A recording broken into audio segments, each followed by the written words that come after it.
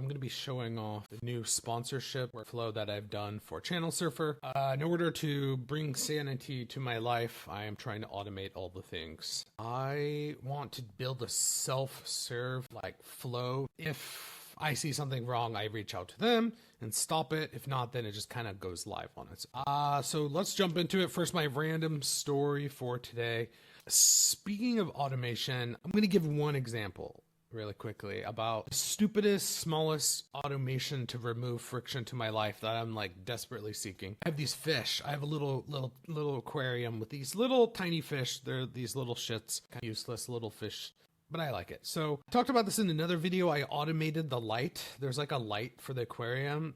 There's real plants in the tank, so it needs a light. I automated that, but like I had to feed them every other day, and this is just like one extra cognitive load on my brain that I have to remember, because it's not like Monday, Wednesday, Friday, the day shift every week, because it's Monday, Wednesday, Friday, Sunday, Tuesday, Thursday.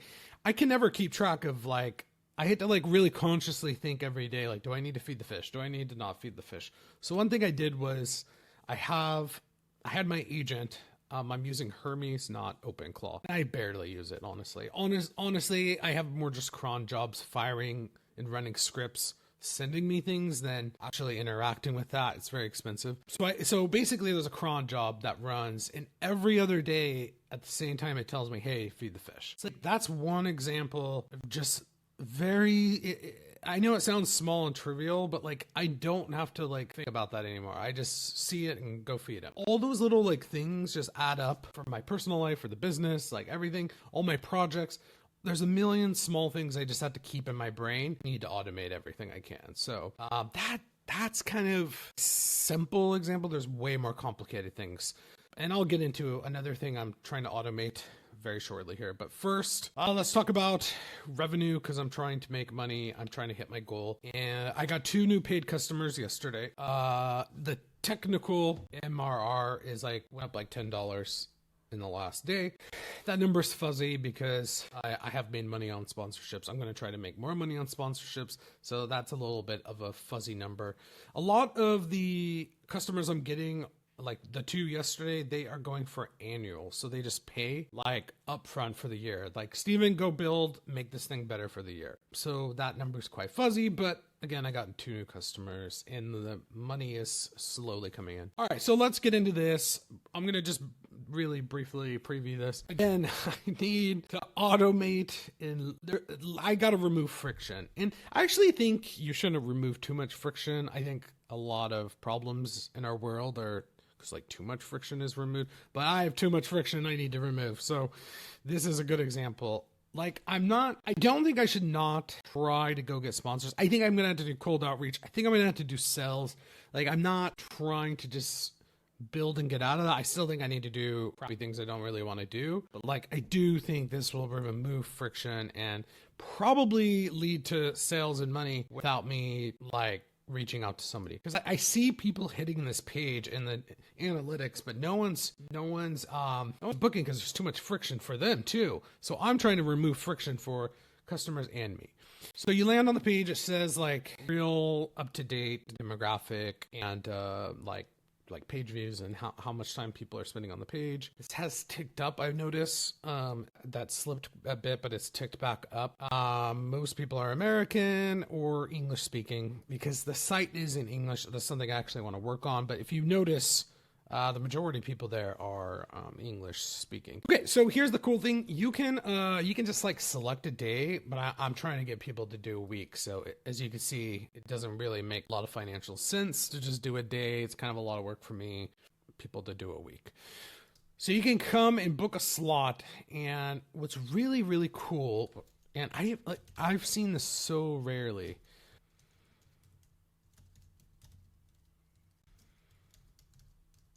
You know, obviously this is a stupid fake thing. They fill out their details, like their name, who they are, email, but they actually make the campaign, like the ad.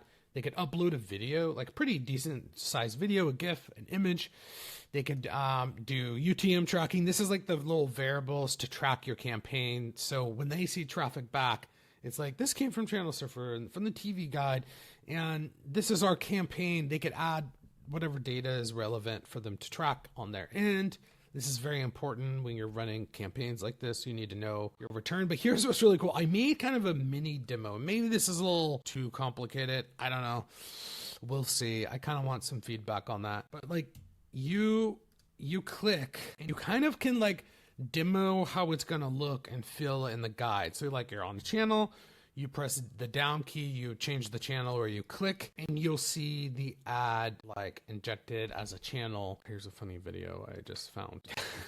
Like you can see exactly what it looks like. Well, a good representation of what it's going to look like. Obviously, the experience is a little different in the real thing. But then you come down here and you see the price. You're like June 1st to 7th. See what it looks like. Okay, I can actually click and I can see I get to go test it on my end. Book it. Let's go. I just want this ad. Let's try it out. Let's try it for a week. Let's try it for a day. Let's go. Again, this is removing my friction and their friction. Hopefully, like this just will hopefully really please the customer. And one cool thing is when they hit book, I actually have a prompt, and on the back end, it goes to an LLM and it's like, hey, review this. Here are my rules, criteria. You reject it before it gets to me. If it, like, for example, if it's like, my dodgy NFT site.com or whatever, something real sketchy, it's just going to reject them, and be like, hey, no, sorry, not a good fit. And skip going to me. If it's unsure, if it's like, yeah, I don't know, it's kind of iffy, it will just not take their money and it will send me an email for me to review. I have a little admin panel where I could go review things and approve it or reach out. No matter what, if someone's booking, I'm going to reach out to them though. Like personally, like me as a human, I'm going to be like, hey, thank you. Just want to check in. This is going live this date. Like I'm going to check in no matter what, and I'm going to look at everything no matter what.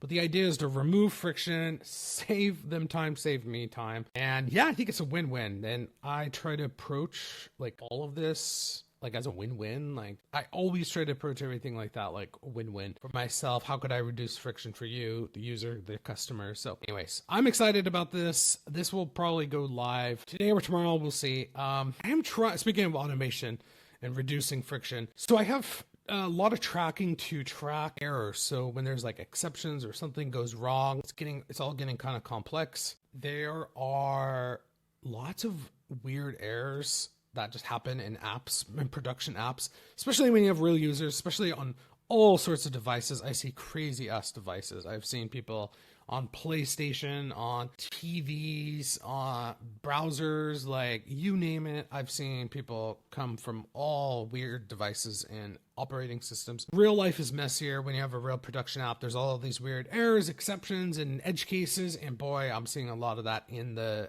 error tracking. There's a lot. It's overwhelming. I'm at max capacity. So I'm trying to build an automation where every day it goes and looks, like the AI goes and sees these exceptions and goes and investigates, and it will propose a fix and like open a PR, like a pull request with like the code changes for me to look at. Again, a human in the loop, always keep a human in the loop. But I wanted to do like 85% of the work. And then I go and I look at it. And first of all, I look at it and go like, is this right? Is this legit? And I don't just, if it's something simple, then sure. Just like, I want to be able to click a button and just like approve it. But more likely I'll pull down the code and I'll like look at it locally. I'll ask questions, be like, how do I test this? Like, how do I reproduce this? Is this reproducible easily? That is another perfect example of automation I desperately need. Like, I have all these exceptions. I found a really serious bug today and I was like, fuck me. Like, how did I not catch this? Like, this is not good. And that's what I mean. I'm so behind. I'm so damn overwhelmed. Like a really serious bug for the poor customers. I mean, there's a workaround. Like, here's the important thing with real production software. Is there a workaround? Yeah, okay. then maybe it's not immediately drop weight. You know, it's okay for the moment, look, but get to it very soon. If there's no workaround, then that's when it's a hot fix. You need to go drop everything and fix it. For this issue, there's a button already there for the user. They just have to manually click this button. Like, I'm gonna fix it. It's not good. It's not cool. But if there was no button and no mechanism for them to get out of that, then that's really bad. But it needs to be automated so they don't have to push the button. But that is going to help me so much if I could get that flow. And then I have it looking at issues and doing something, but like it's still, there's still more work to be done on that. Let's jump to questions and comments. All right. Having an outline before yapping on camera definitely has helped me stay on topic while recording solo. Keep it up, Steven. Thank you. Yeah, I'm digging it too. Yeah. I'm digging this format. I usually don't forget though, but I do like go off on tangents quite a bit. I think even if there's an outline, I'll likely do that. I cut a lot. I'll often like yammer on more and yap a lot more. And I'll just like, obviously in editing, I'm like, no, that's getting cut. But yes, I do quite like the outline. I'm digging this too. So let me know if you are, is this better? I don't know. I know that a lot of people like to watch, or some people like to read, and I know like the most effective communicators cater to all the like kind of like learning styles. Like, let me show you the text so you could read. Let me explain. Let me show you visually. Like, I know that the most effective communicators do that. So I don't know. I'm trying to keep that in mind. All right, that's all I got for today. See you next time.